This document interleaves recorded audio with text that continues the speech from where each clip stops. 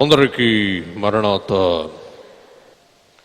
ఇది మన వాక్య ధ్యాన భాగం ప్రవక్త అయిన ఇర్మియా గారు రాసిన గ్రంథం 2వ అధ్యాయం 32వ వచనం. కన్యక తన ఆభరణములను మరచునా, పెండ్లి కుమారి తన వడ్డానమును మరచునా? నా ప్రజలు లెక్కలేనన్ని దినములు నన్ను మరిచి ఉన్నారు. వినండి, కన్యక వివాహము కాని అవివాహిత యవన కన్య తన ఆభరణములు మరచున, పెండ్లి కుమార్తె తన వడ్డానము మరచునా? నా ప్రజలు ఎన్నో దినాలు, లెక్కలేనన్ని దినాలు నన్ను మరచి ఉన్నారు అని యెహోవా దేవుడు ఇర్మియా ప్రవక్తతో సెలవిస్తూ ఉన్నారు. కాబట్టి కన్యకలకు అలంకారములు లేక ఆభరణములు అంటే ప్రీతి, పెండ్లి కుమార్తెకు వడ్రానము అంటే ప్రీతి. కానీ నా జనులైన ఇశ్రాయేలీయులకు నేనంటే ఇష్టము లేదు. వారు నన్ను మరచి ఉన్నారు, లెక్కలేనన్ని దినాలు నన్ను మరచి ఉన్నారు. కాబట్టి అమలారా, మిమ్మల్ని అడుగుతున్నాను, దేవాలయానికి వస్తూ వస్తూ మీ అలంకారములు మీరు ధరింపకుండా మరిచిపోయి వచ్చారా? ఎవరు మరువరు. 1కి 10 సార్లు 12 సార్లు చూసుకుంటారు. చెవు పోగులు బాగున్నాయా, నెక్లెస్ బాగుందా, ఉంగరాలన్నీ కరెక్ట్గా ఉన్నాయా?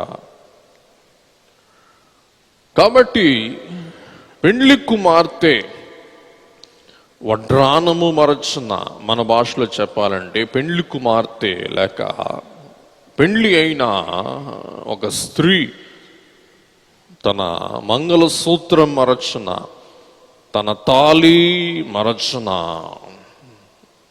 కాబట్టి మన సాంప్రదాయ ప్రకారం పెండ్లి కొడుకు పెండ్లి కూతురికి వివాహమునకు, వివాహ బాంధవ్యమునకు నిదర్శనముగా మెడకు తాళి కట్టువారై ఉంటూ ఉన్నారు. ఈ తాళి తన హృదయమునకు సమీపముగా ఉంచుకునుటను బట్టి తన భర్తను తన హృదయములో దాచుకొని ప్రేమించి, సన్మానించి, గౌరవించి నిత్యము యోగక్షేమాలు చూసుకుంటూ మసలవలసిన ఒక అవసరం ఉన్నది. కాబట్టి ఈ అలంకారము మన పెద్దలైన వారు ఇలాగున మనకు అమర్చుట మనం చూస్తూ ఉన్నాం. కాబట్టి రాకడ కాలములో, క్రిస్మస్ కాలములో అంత మాత్రమే కాక ఏ కాలములో కూడా మనం మన దేవుని మరువకూడదు. దేవుడు తెలియజేస్తూ ఉన్నారు, నిన్ను విడువను, ఎడబాయను, నిన్ను మరువను, నిన్ను నా అరచేతిలో చిక్కుకొన్నాను, నీవు నా సొత్తు. దేవుడు మనలను మరుస్తే మనం మరణిస్తాం. దేవుడు మనలను మరువక ఆయన మనలను జ్ఞాపకము చేసుకుంటూ ఉన్నారు. కాబట్టి మనము కూడా దేవుని ఏం చేయవలసిన వరమైనా చెప్పండి, జ్ఞాపకము చేసుకోవలసిన వరమైనా. లేవంగానే మొదట దేవుని తలంచుకొని ఆ మీదట మీ పనులు ఆచరించుట మేలు. కాబట్టి లేవంగానే, పండుకునేటప్పుడు, మన పని చేసేటప్పుడు, మనం ఖాళీగా ఉన్నప్పుడు మనం ఎవరిని స్మరించుకోవాలి? యేసునామ స్మరణ చేయండి. ఇప్పుడు ఇలారా క్రీస్తు యేసు నామా స్మరణ చేయండి. కాబట్టి కన్యక యూదుల సాంప్రదాయ ప్రకారం ఏం చేస్తుంది అనగా, సొమ్మంతా భద్రం చేసుకొని దాచిపెట్టుకొని వీలున్నప్పుడల్లా తాను తన వివాహము కొరకైన ఆభరణములు తాను కొనుక్కుంటదంటండి. పోగుపట్టుకున్న సొమ్ముతో వివాహ దినమందు తాను కలగా ఉండాలని, సొగసుగా ఉండాలని, తాను సౌందర్యముగా ఉండాలని తాను ఏమి తపన పడుతుందంట? తన కష్టాజితమైన సొమ్ముతో ఆభరణాలు సమకూర్చుకోవాలని. అలాగుననే వరుడైన యేసుక్రీస్తు ప్రభువు రాక కొరకు మధ్యాకాశములో జరగనయ్యున్న వివాహము కొరకు సిద్ధపడుచు ఉన్న వధువు సంగమయ్యున్న మనము ఏం చేయవలసిన వరమై ఉన్నామో? వరములను సంపాదించుకోవలసిన వరమై ఉన్నాం. వరుడు తానే స్వయముగా వరములు ఇచ్చును వధువుకు, కొలతలేని ఆత్మతో కొదువులన్నీ తీర్చును. సూర్యుడు పువ్వులకు ఎంతో సొగసైన కలలు అద్దునో, నీతి సూర్యుడైనట్టి యేసు శుభగుణములు అద్దును. అలాగునని తాను వివాహమాడినది లేక భార్య అను రుజువునకు ఎలాగున ఈ వధువు మెట్టెలు, ఉంగరము, మంగళసూత్రము ధరించునో, అలాగుననే పిల్లరా మనము కూడా క్రీస్తు యేసు ప్రభువును జ్ఞాపకము చేసుకుంటూ ఆయన అలంకారములు అనగా ఆయన వరములు మనం కలిగి ఉండవలసిన వారమై ఉన్నాం. పిల్లరా, ఇవాళ 2 విషయాలు మనం జ్ఞాపకం చేసుకుందాం. స్త్రీ ఆభరణాలు ధరించవచ్చా అనున్నది ఒక కోణం. రెండవ కోణం, వధువుకి ఆభరణాలు ఎంత అవసరమో, వధువుకి అలంకారము ఎంత అవసరమో, అలాగే ఆత్మీయ జీవితములో వధువుగా సిద్ధపడుచు ఉన్న ప్రతి ఒక్కరికి పరిశుద్ధాత్మ వరములు, పరిశుద్ధాత్మ అలంకారములు అంత అవసరములు అయి ఉంటూ ఉన్నాయి. కాబట్టి మన దేవుడు వరప్రదాత. పిల్లరా, వరములు దయచేయు దేవుని యొద్ద మనం ఏం కోరుకోవలసిన వరమై ఉన్నాం చెప్పండి? వరములు. కాబట్టి వరాత్మ పిత పుత్ర నిర్గమ పరుడ స్తోత్రము, వరాప్రదుండ వరములు ప్రసాదించు ప్రదాత, వరాప్రదుండ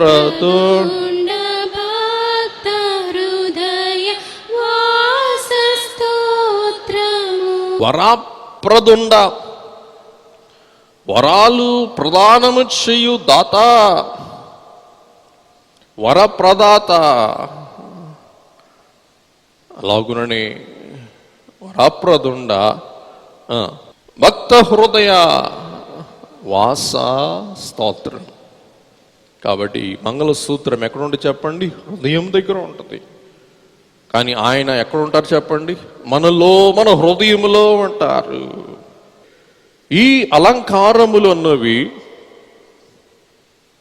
వధువుకి అవసరం, స్త్రీకి అవసరం. కానీ బైబిల్ ఏమి చెప్తూ ఉందంటే, దుబారా, విపరీతము, దురహంకారము,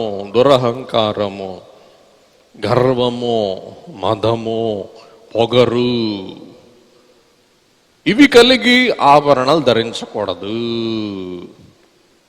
ఒక ఆయన అయితే ఇంచుమించు ఎంత ఒక 20 లక్షల రూపాయలు ఏమో చొక్కా గుట్టించుకున్నాడు, బంగారపు చొక్కా. ఎందుకు చెప్పండి? పిచ్చి, దుబారా, విపరీతము, చూపించుకోవాలా, హెచ్చులు పోవటం. ఇది బైబిల్ నిషేధిస్తుంది. కానీ గౌరవబద్ధంగా, మర్యాదగా, సాంప్రదాయబద్ధముగా ధరించు ఆభరణాలను బైబిల్ నిషేధించుటలేదు. ఇది ఈవేళ మీకు చెప్పవచ్చే సంగతి, అంశము అని మనం చూస్తూ ఉన్నాం. కాబట్టి ఈ వధువు ఆభరణాలు సంపాదించుకున్నట మాత్రమే కాక ఆభరణాలు భద్రము చేసుకుంటది. చెప్పండి, వధువు ఏం చేస్తుంది? భద్రము చేసుకుంటది, కాపాడుకుంటది. ఎప్పుడు వరకు? చెప్పండి, ఎప్పుడు వరకు? వివాహం వరకు. అలాగుననే మనము కూడా దేవుడు మనకు ఇచ్చు వరములను భద్రము చేసుకోవాల్సిన వరమై ఉన్నాం. ఎందుకంటే సాతానుడు ఆ వరాలను, చెప్పండి, దొంగిలించువాడై ఉన్నాడు. దైవజనుడు దేవదాసయ్య గారు అన్నారు, వరాలు కలిగిన వారి యొక్క స్థితి తాటి చెట్టెక్కిన స్థితి. తాటి చెట్టెక్కిన వారు పడిపోకుండా చూసుకోవాలి. ఒకవేళ ఏమాత్రమన్నా పడ్డారనుకోండి, ఏమవుద్ది? నడుము ఇరుగుద్ది ఖచ్చితంగా. కాబట్టి వరాలు సంపాదించిన వారు ఏం చేయవలసిన వారై ఉన్నారు? వరాలను కాపాడుకోవలసిన వారై ఉన్నారు. ఇప్పుడు దాకా కాపాడుకోవాలి చెప్పండి, మేఘమెక్కే వరకు. అలాగుననే ఈ వధువు తన ఆభరణములను మరువదు, భద్రం చేసుకుంటది. ఎక్కడ పెట్టాను అని మర్చిపోద్దా? చెప్పండి, మర్చిపోదు, భద్రం చేసుకుంటది. ఎప్పుడు దాకా అంటే మేఘమెక్కే వరకు మనం ఈ ఆభరణాలు భద్రం చేసుకోవాలి. అంత మాత్రమే కాక ఈ వధువు ఏం చేస్తుంది అంటే ఆభరణాలను చూసి మురిసిపోతుంది. అందుచేతనే దైవజనుడు రాశారు, మురియుచు వేయండి ఉయ్యాలో ముత్యాల హారములు ఉయ్యాలో. కాబట్టి బహుశా మీరు కూడా మీ వివాహ చీరను, మీ వివాహ వస్త్రములను ఏం చేసుకొని ఉంటారు? భద్రము చేసుకొని చూసినప్పుడల్లా మీ పిల్లలకి, మీ మనవాళ్ళకి, మీ మనవరాళ్ళకి కూడా చూపించరు. ఇదిగో చూసావా, నా పిల్లి ఫోటో చూడు, ఎంత చక్కగా ఉన్నానో, ఎంత అందంగా ఉన్నానో. మీ తాత చూడు, మీ నాన్న చూడు అట్టాగా ఉన్నాడు, నేను ఎంత బాగున్నానో చూడు. మురిసిపోతారు, ఆభరణాలు బట్టి ఆనందిస్తారు. కాబట్టి ఈవేళ మనం గ్రహించవలసింది కన్యక అలంకారం, వధువు ఆభరణం. వాక్యములో పదే పదే సాదృశ్యముగా ఈ సంగతులు లిఖింపబడినట్లు మనం గ్రహింపగలుగుచున్నాం. కొద్ది సమయం మనం ఆదికాండం 24వ అధ్యాయములోని సంగతులు మనం గ్రహించుకుందాం. అబ్రహాము గారికి దేవుడు లేక అనుగ్రహించిన వాగ్దాన ప్రమాణ కుమారుడు, పుత్రుడు ఎవరు చెప్పండి? ఇస్సాకు. ఇస్సాకునకు యుక్త వయసు వచ్చిన సమయమందు ఇస్సాకునకు వివాహము చేయవలెనని సంకల్పించుకున్న అబ్రహామే తాను నివాసము చేస్తూ ఉన్న కానాను స్త్రీలు విగ్రహారాధికులు కాబట్టి తన కుమారుని కూడా విగ్రహారాధనలోనికి నడిపించి నిబంధన దేవుని యొక్క ఆశీర్వాదమునకు తన కుమారుని ఆ ఊరు అమ్మాయిలు దూరము చేస్తారని భయపడి తన పెద్ద దాసుని పిలిపించి ఏమంటూ ఉన్నారంటే, ఈ కుమార్తెలు నాకు వద్దు, కానీ ఎవరు ఉండాలి? నా స్వజనుల్లో నా కుమారునికి అవసరమైన వధువును చెప్పండి సిద్ధపరచు అని చెప్పి ఏలియాజరుకు ఆభరణాలు ఇచ్చి పంపిస్తూ ఉన్నారు. అబ్రహాం ఇంట ఏమున్నాయి చెప్పండి? ఏమున్నాయి? ఆభరణములు. అబ్రహాము నీతిపరుడు, భక్తిపరుడు, యథార్థపరుడు, దేవునికి స్నేహితుడు. బంగారు ఆభరణాలు కలిగి ఉండుట అన్యాయము అక్రమము అయితే అబ్రహాము గారు తన ఇంట వీటిని కలిగి ఉంటాడా? చెప్పండి, కలిగి ఉండడు. ఇదే ఒక నిదర్శనం. సరే, ఈ ఆభరణాలు ఎవరికి ఇచ్చారు? చెప్పండి, ఎవరికి ఇచ్చారు? ఏలియాజరు అంటే ఎవరు? దాసుడు. తన ఏలియాజరు అనగా తన ఇంటి ప్రధాన సూపర్వైజరు. అలాగుననే ఈవేళ మనకు ఏలియాజరుగా ఇవ్వబడిన వారెవరనగా పరిశుద్ధాత్మ తండ్రి. ఇస్సాకు అను తన కుమారునికి అబ్రహామును యెహోవా దేవుడు పరిశుద్ధాత్మ అను సహకారిని ఈ భూలోకానికి పంపించి ఈ భూలోకములో ఉన్న వధువును ఈవేళ ఏలియాజరును పరిశుద్ధాత్మ తండ్రి ఏం చేస్తూ ఉన్నారు? చెప్పండి, వరములతో అలంకరిస్తూ ఉన్నారు. కాబట్టి పరిశుద్ధాత్మ తండ్రి మనకేమనుగ్రహిస్తారు? చెప్పండి అమ్మలారా ఇలారా, వరములు. ఇలాగున ఇంటికి వెళ్ళిన తర్వాత చక్కగా ఈ కథ మీరు చదువుకుంటే ఎంతో ఆనందంగా ఉంటుంది. ఆదికాండం 24:10.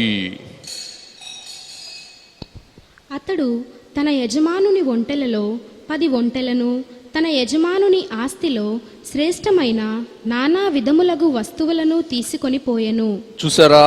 శ్రేష్టమైన నానా విధములగు వస్తువులను తీసుకుని పోయాను. ఏ వస్తువులు?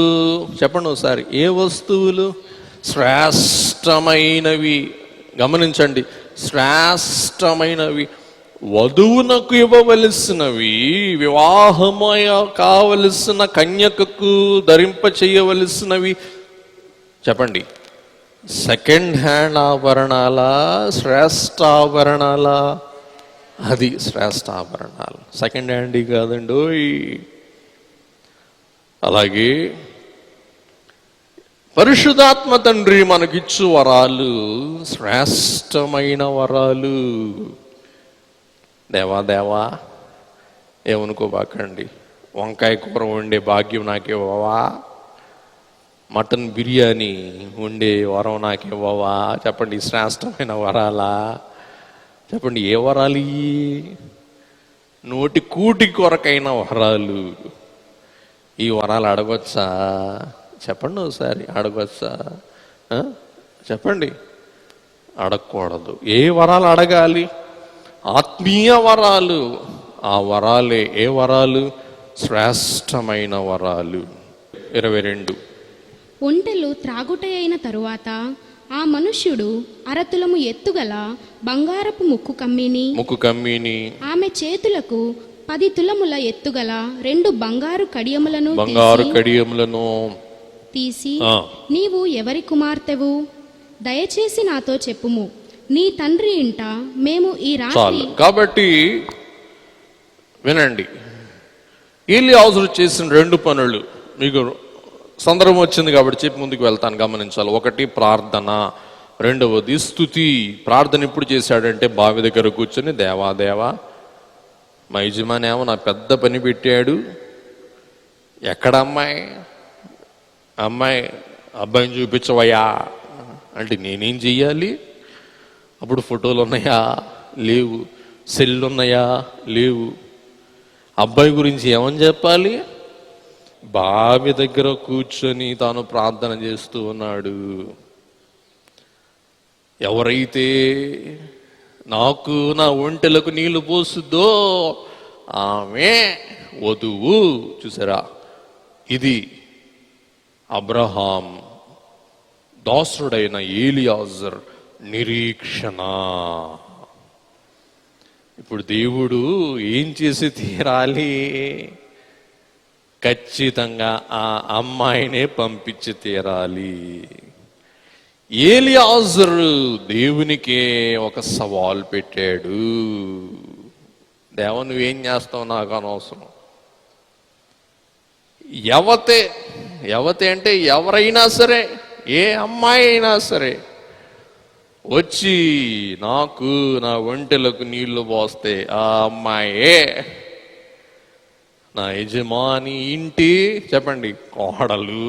పొరపాటున పెళ్ళైన అమ్మాయి వచ్చిందనుకోండి, ఏమ్మా పెళ్లి చేసుకుంటావా, మా గురువు గారు మా యజమాని కొడుకున్నాడంటే ఏం చేస్తుంది అమ్మాయి? కొండ తీసి ఎత్తి నెత్తికి వేసి కొట్టుద్ది, ABCDEF. కానీ ఆ ఎలియాజరు అబ్రహాం యుద్ధ నేర్చుకున్నది విశ్వాసం. ఎవతే వచ్చుద్దో, ఎవతే దేవుడు పంపిస్తారో అంటే ఎవరు దేవుడు పంపిస్తారో, ఎవరిని దేవుడు పంపిస్తారో ఆమె వధువు. ఆయన నీళ్ళు తాగాడు, ఒంటెలకు నీళ్లు పోసింది, వెంటనే ఆభరణాలు తీసేశాడు. విధేయత. ఆభరణాలు తీసేశాడు. తీసి పెట్టబోతు నువ్వు ఎవరి కుమార్తెవమ్మ అడిగితే సంగతి చెప్పింది. వెంటనే రెబెకాకు ధరింపచేసి ఏం చేశాడు అంటే, పిల్లరా 26, 27, ఆదికాండం 24, 26, 27. ఆ మనుష్యుడు తన తల వంచి యెహోవాకు మొక్కి, చూసారా దేవా ఎంత అద్భుతము చేసావయ్యా అని ప్రార్థన నెరవేర్పు పొందిన ఎలియాజరు తల వంచి యెహోవాకు నమస్కారము చేసి ఏమంటూ ఉన్నాడు? అబ్రహామును నా యజమానుని దేవుడైన యెహోవా స్తుతింపబడునుగాక. ఆయన నా యజమానునికి తన కృపను తన సత్యమును చూపుట మానలేదు. నేను త్రోవలో నుండగానే యెహోవా నా యజమానుని బంధువుల ఇంటికి నన్ను నడిపించనెను. చూసారా, త్రోవలో ఉండగానే నా యజమానుని బంధువుల ఇంటికి దేవా నీవు నడిపించావు. ఎంత ఆశ్చర్యం చూసారా. అందుకే వాక్యములో ఉన్న దేవుడు తనను ప్రేమించు వారికి సిద్ధపరిచిన ఈవులు చేతులు తాకలేదు, కనులు చూడలేదు, హృదయమునకు గోచరము కాలేదు. దేవుడు ఒక రైల్వే ఏమంటారు, ఆయన స్టేషన్ మాస్టర్ లాగా ఎలియాజరును బండిని, రెబెకాను బండిని చక్కగా ప్లాట్ఫామ్ దగ్గరికి వెళ్ళిపోయారు. దైవ సంకల్పనము. కాబట్టి దేవుని ప్రేమించు వారికి, ఆయన సంకల్పము చొప్పున చేయు వారికి సమస్తమును మేలు కలుగుటకే సమకూడి జరుగుచు ఉన్నవి అని మనము ఎరుగుదము. రోమా 8లో మనం చూస్తాం దేవుని సంకల్పం. దీనికి సంబంధించిన పౌలు గారి యొక్క మాట, పేతురు గారి యొక్క మాట మనం తీసుకొని అపార్థం చేసుకోక అర్థం చేసుకుందాం. 1 తిమోతి పత్రిక 2వ అధ్యాయం 9, 10 వచనాలు. ఈ వచనాలను వక్రీకరించే విషయాలు మనం సరి చేసుకుందాం. వంకర తీసేసి మనం సరిచేద్దాం. మరియు స్త్రీలను అణుకువయు స్వస్థబుద్ధియు గలవారయుండి తగు మాత్రపు వస్త్రముల చేతనే గాని జడలతోనైనను బంగారముతోనైనను ముత్యములతోనైనను మిగుల వెలగల వస్త్రములతోనైనను అలంకరించుకొనక దైవభక్తి గలవారమని చెప్పుకొను స్త్రీలకు తగినట్టుగా సత్క్రియల చేత తమ్మును తాము అలంకరించుకొనవలెను. చూసారా, స్త్రీలు కలిగి ఉండవలసిన అంతరంగ అలంకారము అనుకువ స్వస్థ బుద్ధి అంటే మంచి బుద్ధి, దుర్బుద్ధి కాదు. తగు మాత్రపు వస్త్రములు. ఇందాక మీకు చెప్పాను, ఆడంబరము కానీ, అహంకారం కానీ, వదరబోతుతనము కానీ, వెక్కిరింపుకి కానీ వస్త్రములు వేసుకొనక తగు మాత్రం మోడరేట్, సరిపడు రీతిగా, మర్యాద రీతిగా వస్త్రముల చేతనే. 2వది జడలతోనైనను బంగారముతోనైనను ముత్యములతోనైనను మిగులు వెలగల వస్త్రములతోనైనా అలంకరించుకొనక.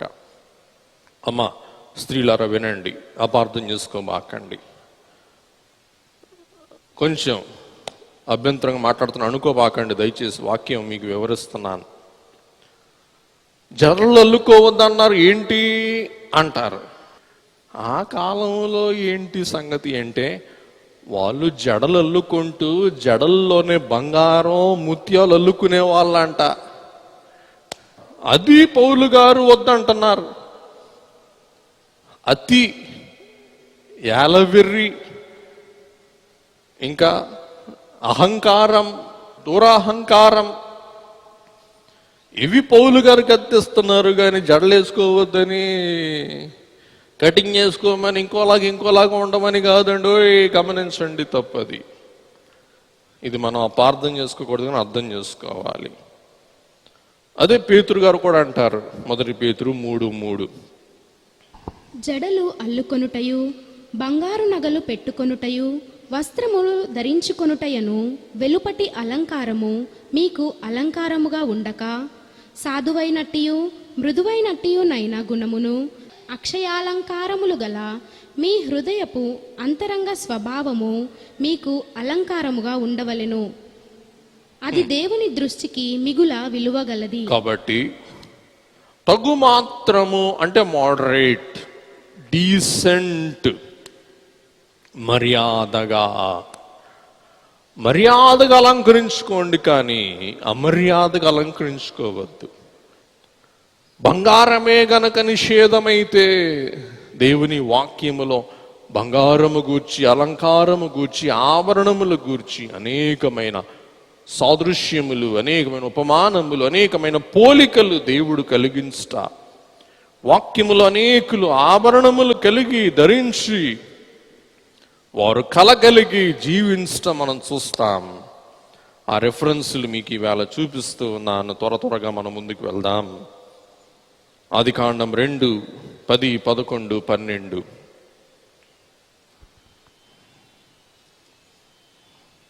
మరియు ఆ తోటను తడుపుటకు ఏదెనులో నుండి ఒక నది బయలుదేరి అక్కడ నుండి చీలిపోయి 4 శాఖలాయెను. మొదటి దాని పేరు పీషోను. అది హవీలా దేశమంతటి చుట్టూ పారుచున్నది. అక్కడ బంగారమున్నది. ఆ దేశపు బంగారము శ్రేష్టమైన బంగారము. అక్కడ బోళమును గోమేధికములను దొరుకును. చూసారా, ఏదైనా వనములోని పారు నది ప్రక్కనే ఏముందంట? బంగారం ఉంది, శ్రేష్టమైన బంగారం ఉంది. గమనించండి, మన ఆది మానవుడైన ఆదాము గారు పాపం చేయటం బట్టి ఆ బంగారమును పోగొట్టుకున్నాడు. లేకపోతే మనం అందరం కూడా ఆదాము గనక పాపం చేయకపోతే ఏం ధరించి ఉండేవారం అంట? బంగారము. కానీ ఆదాము పాపం చేయటం బట్టి ఏం కోల్పోయాడు? బంగారం కోల్పోయాడు. కానీ మానవునికి దేవుడు ఊరకనే బంగారం ఇవ్వలేదు. కానీ మానవుడు ఏం చేయాలా? కష్టపడి పనిచేసి గనిని తవ్వి ఆ బంగారమును కొలిమిలో వేసి శుభ్రపరిచి ఆభరణాలు ధరించి, లేక దానిని చక్కగా రూపుదిద్ది అప్పుడు ధరించాలి. పని. కాబట్టి దేవుడు పనికి ప్రాధాన్యత ఇస్తూ ఉన్నారు. దేవుడు 6 దినములు పని చేసి 7వ దినమందు విశ్రాంతి తీసుకున్నారు. పని. దేవుడు పని చేసే దేవుడు. మానవుని కూడా పని చేయమని దేవుడు చెప్తూ ఉన్నారు. కానీ పని మానమని చెప్పండి మానవుడు చెప్పుటలేదు. కాబట్టి అమ్మలారా, అయ్యలారా, మనం పని చేయాలి, కానీ మనం పని చెప్పండి మానకూడదు. తరువాత కనుక మనం చూసినట్లయితే ఆదికాండములో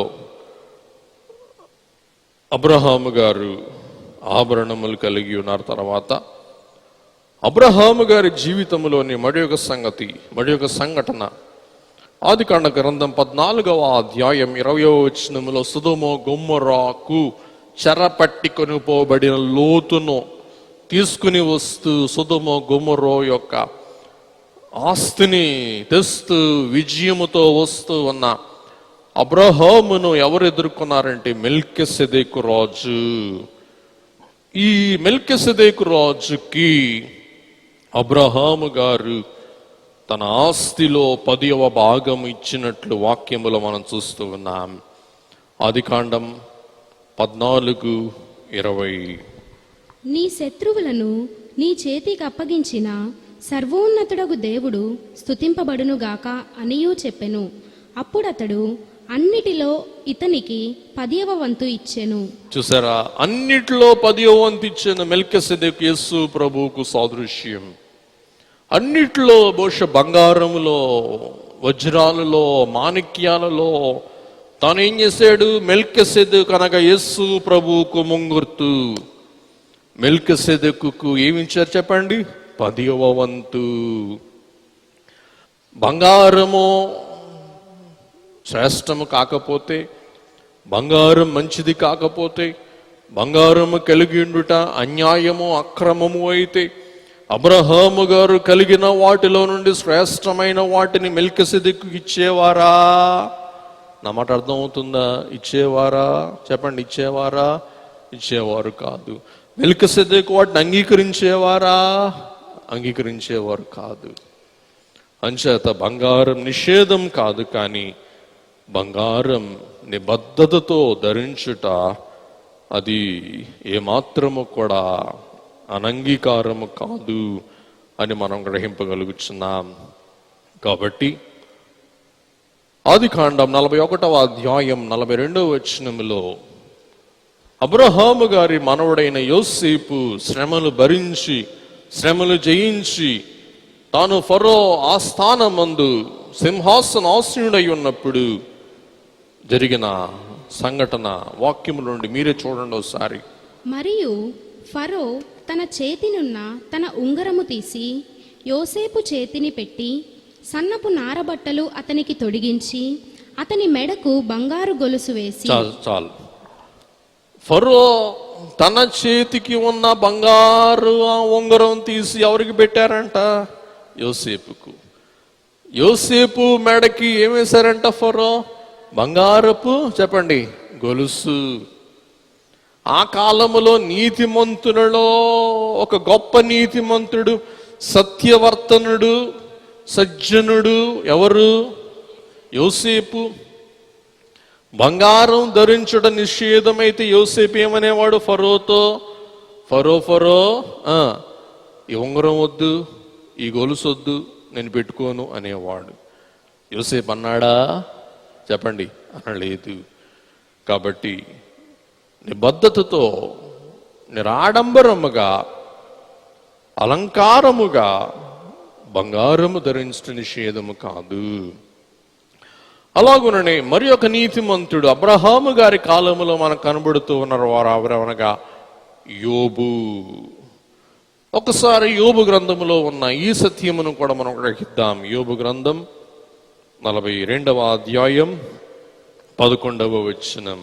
అప్పుడు అతని సహోదరులందరూ, అతని అక్క చెల్లెండ్రందరూ, అంతకు ముందు అతనికి పరిచయులైన వారును వచ్చి అతనితో కూడా అతని ఇంట అన్నపానములు పుచ్చుకొని యెహోవా అతని మీదికి రప్పించిన సమస్త బాధను గూర్చి ఎంతలేసి దుఃఖములు పొందితివని అతని కొరకు దుఃఖించుచు అతని నోదార్చిరి. చూడండి, ఇప్పుడు చూడండి. ఇదియుగాక ఒక్కొక్కడు ఒక వరహాను, ఒక్కొక్కడు బంగారు ఉంగరమును అతనికి తెచ్చి ఇచ్చెను. చూసారా, యోబు శ్రమను జయించిన తర్వాత, మిక్కుటమైన శ్రమ నుండి విజయవంతునిగా గట్టెక్కిన తరువాత అతని చెల్లిళ్ళు, అక్కలు, తమ్ముళ్ళు, బంధువులు, ఓ యోబు, నువ్వు గట్టోడివి, నువ్వు విజయవంతుడివి, నువ్వు సహనశీలివి అని చెప్పి అందరూ ఏం చేశారంటండి? ఒక వరహానో ఒక్కొక్కడు బంగారు ఉంగరమునో అతనికి తెచ్చి ఇచ్చెను. యోబు ఎవరు? దుష్టుడా? కాదు. దేవుని చేతనే నీతిమంతుడు అని బిరుదు పొందిన దైవజనుడు. యోబు గ్రంథం 1వ అధ్యాయం 8వ వచనం. అందుకు యెహోవా, నీవు నా సేవకుడైన యోబు సంగతి ఆలోచించితివా? అతడు యథార్థ వర్తనుడును న్యాయవంతుడునై దేవుని యందు భయభక్తులు కలిగి చెడుతనము విసర్జించినవాడు. భూమి మీద అతని వంటి వాడెవడునూ లేడు. చూసారా, అటువంటి యోబుకి అందరూ తెచ్చి ఏమిచ్చారంట? బంగారం ఇస్తే బంగారము యోబు అంగీకరించి తన విజయానికి సాదృశ్యముగా తాను ధరించినట్లు మనం చూస్తూ ఉన్నాం. కాబట్టి బంగారము నిషేధము కాదు. సువర్ణముతో పోల్చబడిన కొన్ని శ్రేష్టమైన వాక్యములు మీ ముందుంచాలని ఆశిస్తూ ఉన్నాను. గబగబా చదువుకొని ముందుకు వెళ్ళిపోదాం. సామెతలు 25:12.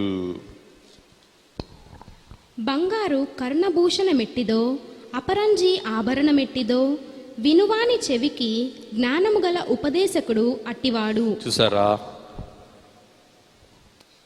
వినువాని చెవి జ్ఞానము గల ఉపదేశకుడు.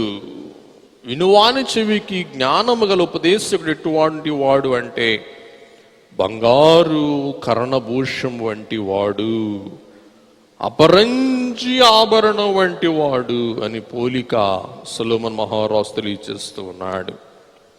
అలాగున ఇటువంటి పోలికలు పరమగీతములో మరి విశిష్టముగా మనము కనుగొనగలుగుచు ఉన్నాం. ఒకసారి చూడండి, పరమగీతం 1 లేక 1వ అధ్యాయం 10-11 వచనాలు. ఆభరణముల చేత నీ చెక్కులను, హారముల చేత నీ కంఠమును శోభిల్లుచున్నవి. వెండి పువ్వులు గల బంగారు సరములు మేము నీకు చేయింతుము. పరమగీతం 5:11. అతని శిరస్సు అపరంజి వంటిది, అతని తల వెండ్రుకలు కాక పక్షముల వలె నల్లనివి, అవి నొక్కులు నొక్కులుగా కనబడుచున్నవి. అలాగే పరమగీతం 3:11. సియోను కుమార్తెలారా వేంచేయుడి, కిరీటము ధరించిన సొలొమోను రాజును చూడుడి. వివాహ దినమున అతని తల్లి అతనికి పెట్టిన కిరీటము చూడుడి. ఆ దినము అతనికి బహు సంతోషకరము. వివాహ దినమున సొలొమోను తల్లి బత్షెబా సొలొమోనుకి ఏం ధరింపజేసిందంటండి? బంగారు కిరీటము. కాబట్టి సొలొమోను జ్ఞానుడు, జ్ఞాన సంపన్నుడు. ఒకవేళ బంగారమే నిషేధమైతే దావీదు భార్య బత్షెబా సొలొమోను తల్లి ఈ కిరీటం పెట్టేదా? చెప్పండి ఒకసారి, పెట్టేదా? పెట్టేది కాదు. కాబట్టి ఈ కిరీటం పెట్టిందంటే వివాహ దినమున కిరీటధారిగా తన కొడుకుని అలంకరించిందంటే బంగారము ఆమోదయోగ్యమే కానీ నిషేధము కాదని మనం గ్రహింపవలసిన వారమై ఉంటున్నాం. అలాగునే మరికొన్ని పోలికలు యెషయా గ్రంథములో మనం ఒకసారి పరీక్షించి చూద్దాం. యెషయా గ్రంథం 49వ అధ్యాయం 18వ వచనం. కన్నులెత్తి నలుదిశలా చూడుము, వీరందరూ కూడుకొనుచు నీ వద్దకు వచ్చుచున్నారు. నీవు వీరందరినీ ఆభరణముగా ధరించుకొందువు. పెండ్లి కుమార్తె వడ్డానము ధరించుకొనున్నట్లు నీవు వారిని అలంకారముగా ధరించుకొందువు. నా జీవము తోడని ప్రమాణము చేయుచున్నానని యెహోవా సెలవిచ్చుచున్నాడు. ఇంకొక పోలిక యెషయా గ్రంథం 61వ అధ్యాయం 10వ వచనం. శృంగారమైన పాగా ధరించుకొనిన పెండ్లి కుమారుని రీతిగాను, ఆభరణములతో అలంకరించుకొనిన పెండ్లి కుమార్తె రీతిగాను ఆయన రక్షణ వస్త్రములను నాకు ధరింపజేసి ఉన్నాడు. నీతి అను పైబట్టను నాకు ధరింపజేసి ఉన్నాడు. కాగా యెహోవాను బట్టి మహానందముతో నేను ఆనందించుచున్నాను.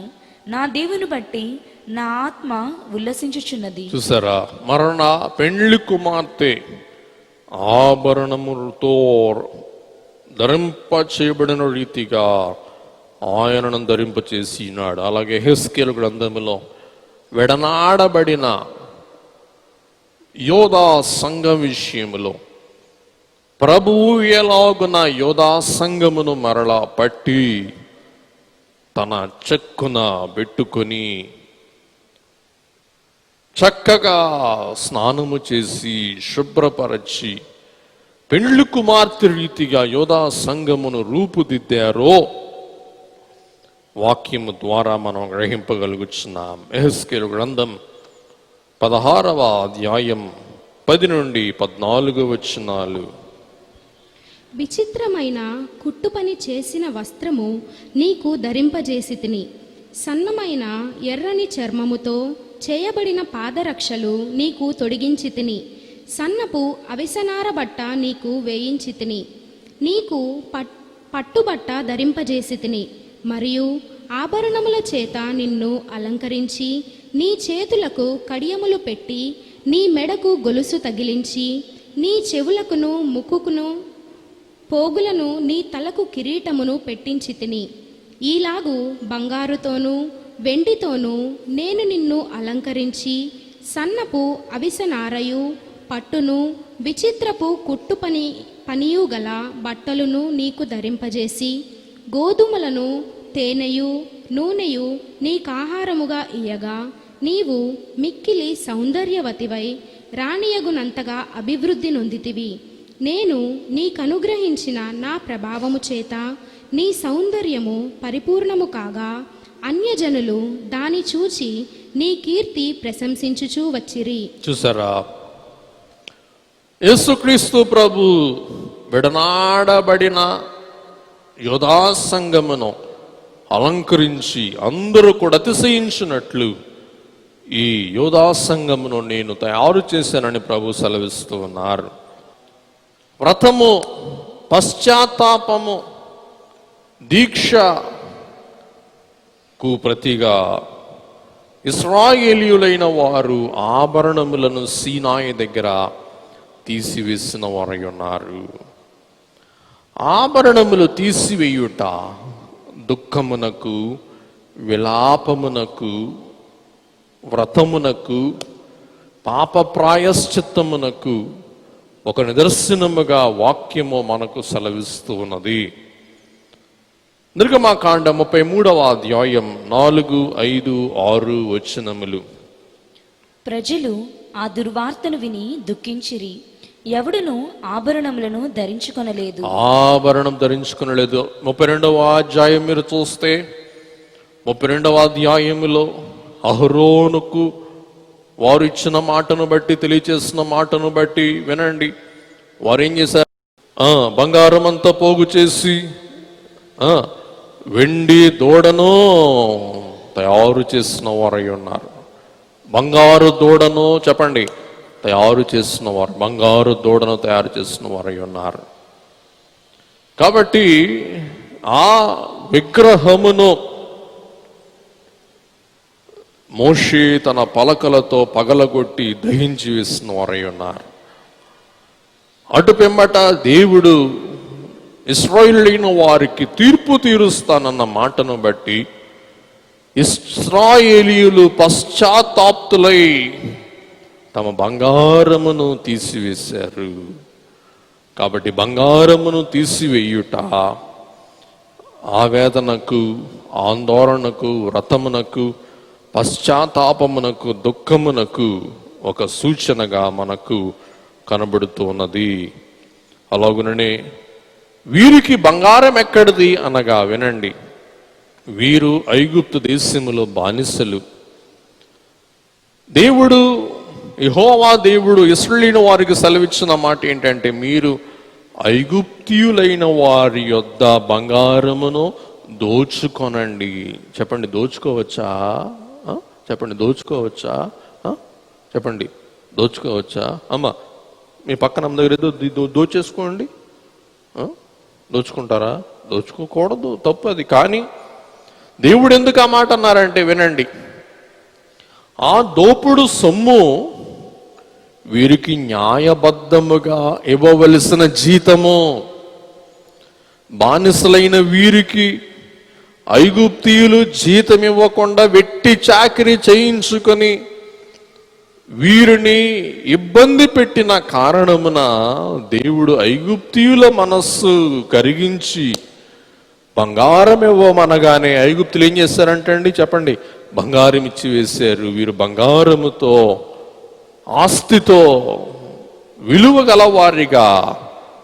అరణ్యములోనికి బయలుదేరి వాగ్దాన దేశానికి ప్రయాణమై వెళ్తూ ఉన్నారు.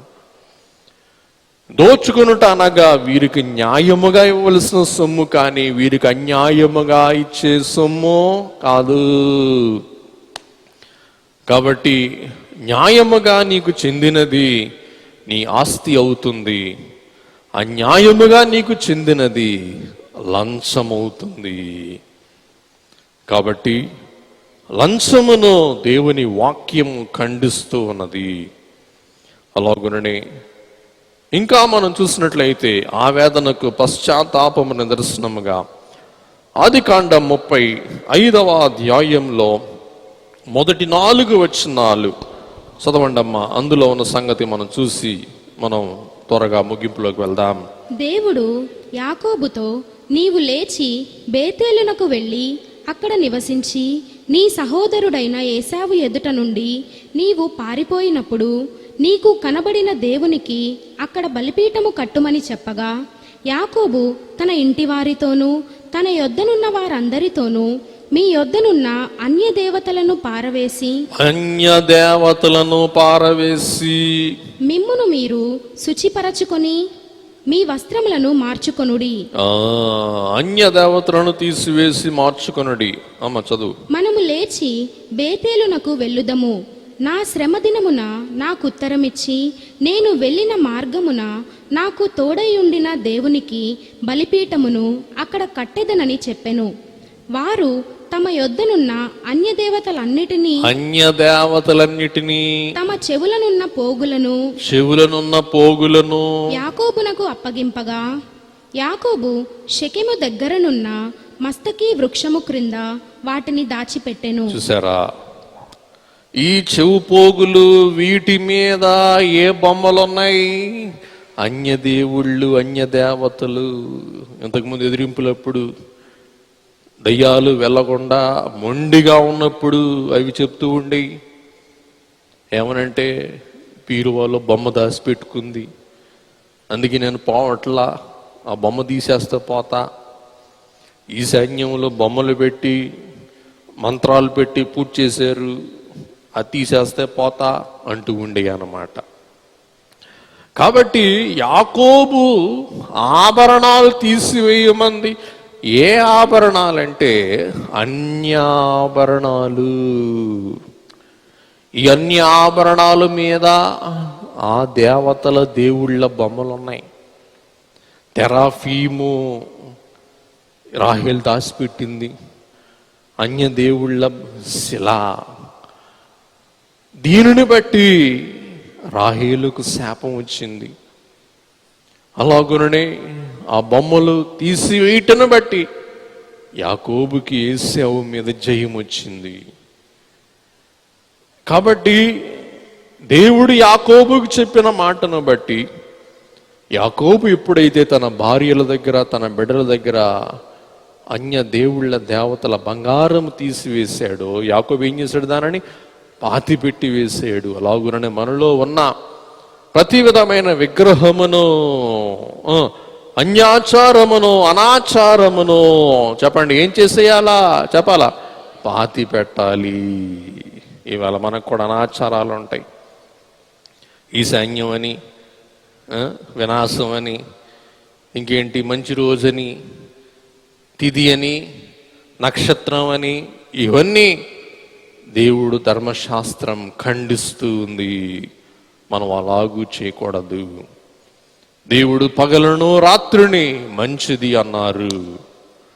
కాబట్టి ప్రత్యక్షపు గుడారపు రూప అలంకారములలో యేసు ప్రభు రూపముంది కాబట్టి అలాగూ చేయమన్నారు తప్ప అందులో ఏ విధమైన వాస్తు శాస్త్రం లేదండి. అందులో ఉన్న వాస్తు శాస్త్రం ఏంటంటే క్రీస్తు శాస్త్రమే, కానీ వాస్తు శాస్త్రం చెప్పండి కాదు. కొంతమంది వాదిస్తారా, యేసు ప్రభు ఎందుకు చెప్పాలా? ప్రత్యక్ష గుడారం మూల అది పెట్టు, ఈ మూల ఇది పెట్టి, ఈ మూల అది పెట్టు. అది రానయున్న క్రీస్తు ప్రభువుకు ఛాయ, అంతే తప్ప వాస్తు కాదండి. అపార్థం చేసుకోబాకండి. అయ్యగారు ఆదివారం సాయంకాలం అయితే బాగుంటుందేమో చూడండి. పాదిరి గారు అట్టాగే ఆదివారం మంచి రోజుని పెళ్లి చేసేయడు. క్లోజ్. ఆయనకి, అల్లుడికి, కూతురికి ఇంకా మాటలు లేవు. విశ్రాంతి దినం పరిశుద్ధం. దైవజనులు అన్నారు విశ్రాంతి దినం ఏ పని చేయకూడదు. గమనించండి, పొరపాటు పడద్దు. ఎంగేజ్మెంట్లు కానీ, ఇతర పనులు కానీ, పెళ్ళిళ్ళు కానీ, పేరంటాలు కానీ, ప్రధానాలు కానీ ఇటువంటి ఆదివారం చేయకూడదు. ఎందుకు? ఆదివారం దేవునికి ప్రతిష్ఠితమైన దినము. ఏదో మాకు ఖాళీ లేక మేము చెప్తున్నాం అనుకోబాకండి, అది అనాచారము, తప్పు. కాబట్టి ఇంకో రోజు మార్చుకోండి. అందుకే ఎవరు ఆదివారం అన్నా నేను చెప్తాను, తప్పు. ఆదివారం ఎవరిది? దేవునిది. మనము దేవునికే ప్రాధాన్యత ఇవ్వాలా. అప్పుడు దేవుడు చెప్పండి మనకు ప్రాధాన్యత ఇస్తాడు, మనను దీవిస్తాడు. ఇలాగున్న బేతేలు అనగా దేవుని ఇల్లు. తర్వాత మనం ముగింపులోకి వెళ్దాం. 2-3 వాక్యాలు చూసుకొని ముందుకు వెళ్ళిపోదాం. హోషేయ గ్రంథం 2వ అధ్యాయం 13వ వచనం. హోషేయ గ్రంథం 2వ అధ్యాయం 13వ వచనం. అలాగే ఇంకొక రెడీగా లూకా సువార్త 15వ అధ్యాయం 22వ వచనం. అది నన్ను మరచిపోయి నగలు పెట్టుకొని, నన్ను మరచిపోయి ఇశ్రాయేలు యోధా నన్ను మరచిపోయి నగలు పెట్టుకొని శృంగారించుకొని బయలుదేవతలకు ధూపము వేసి యుండుటను బట్టియు దాని విటకాండ్రను వెంటాడి యుండుటను బట్టియు నేను దానిని శిక్షింతును. ఇది యెహోవా వాక్కు. చూసారా? కాబట్టి తప్పిపోయిన కుమారుడు తిరిగి ఇంటికి వచ్చినప్పుడు తండ్రి ఏం చేశాడంట? 15:22. అయితే తండ్రి తన దాసులను చూచి ప్రశస్త వస్త్రము త్వరగా తెచ్చి వీనికి కట్టి వీని చేతికి ఉంగరం పెట్టి పాదములకు చెప్పులు తొడిగించుడి. కాబట్టి ప్రభునందు పిల్లరా, ఈ ఉపమానం ఎవరు చెప్పారు అంటే యేసు ప్రభువే చెప్పాడు. బంగారం నిషేధమైతే యేసు ప్రభు చెప్పేవారా? చెప్పండి, చెప్పేవారు కాదు. అలాగుననే ప్రకటన గ్రంథం 21వ అధ్యాయములో పరలోకములో ఉన్న గుమ్మములకు తొడగబడిన పొదిగింపబడిన ప్రశస్తమైన రత్నములు, అలాగుననే పరలోకములో పొదగబడిన సువర్ణ వీధులు వీటిని గూర్చి మనం చూస్తూ ఉన్నాం.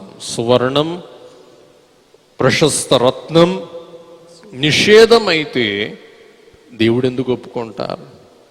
అలాగే పెండ్లి కుమార్తె, అలంకరింపబడిన పెండ్లి కుమార్తె, అలంకారం ప్రశస్తం. ఇంకా గనక యాకోబు పత్రిక 2వ అధ్యాయం మొదటి 4 వచనాలు చదువుకుందాం.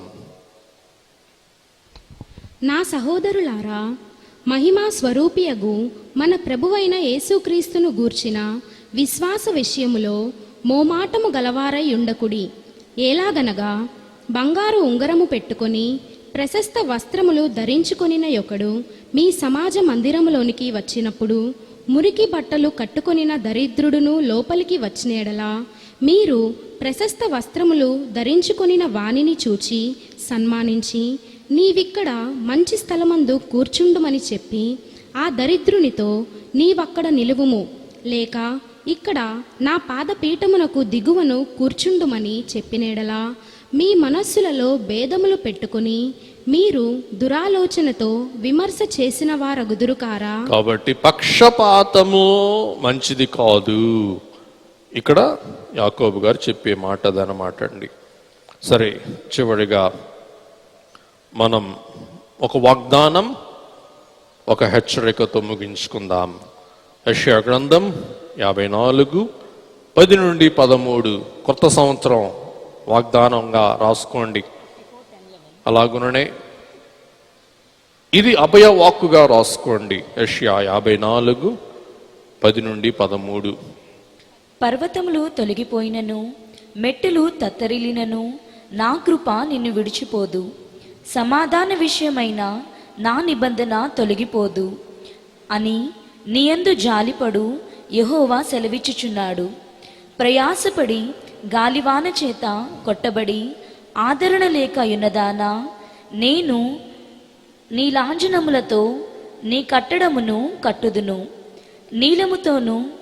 నీలములతో నీ పునాదులను వేయుదును, మాణిక్యం మణులతో నీ కోట కొమ్ములను, సూర్యకాంతములతో నీ గుమ్మములను కట్టుదును, ప్రశస్తమైన రత్నములతో నీకు సరిహద్దులు ఏర్పరచుదును.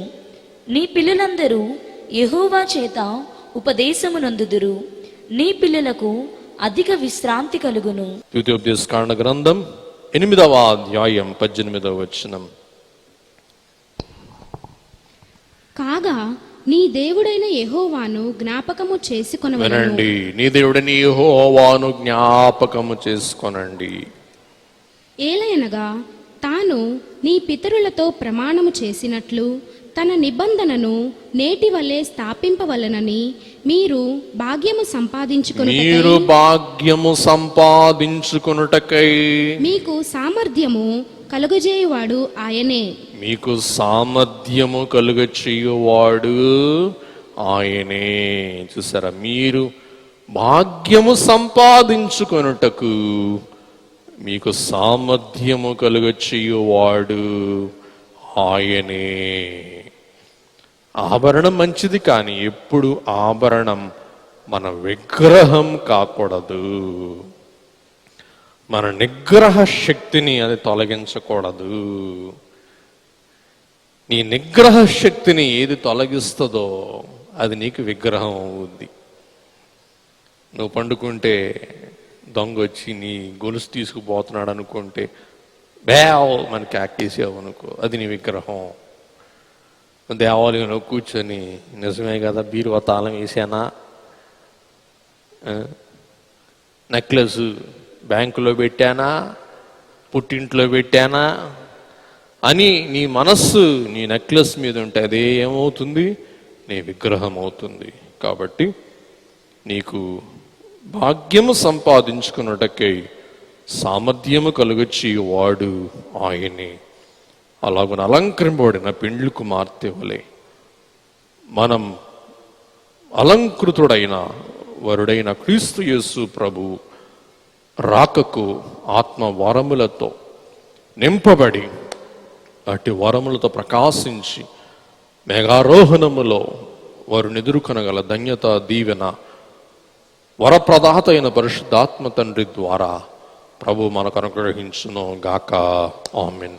దయగల తండ్రి, విన్న వాక్యమును బట్టి మేము అక్షయాలంకారం మన అంతరంగ అలంకారం ధరించి దేవ క్రిస్మస్ కాలములో మేము ఆత్మీయ అలంకారములతో కూడిన ఆరాధన మీకు చెల్లించలాగున కృప చూపించమని ఈ దినం స్నానమాచరించుటకు ఇచ్చేయుచున్న నీ కుమార్తెను దీవించమని, వెత్తబడిన వాక్య విత్తనం ప్రతి ఒక్కరి అంతరంగం నిరంతరంగా ఫలించినట్లు కృప చూపించమని అలంకరింపబడిన పెళ్లి కుమారుడైన యేసు నామమున వేడుకొని ప్రార్థిస్తూ ఉన్నాం పరమ తండ్రి.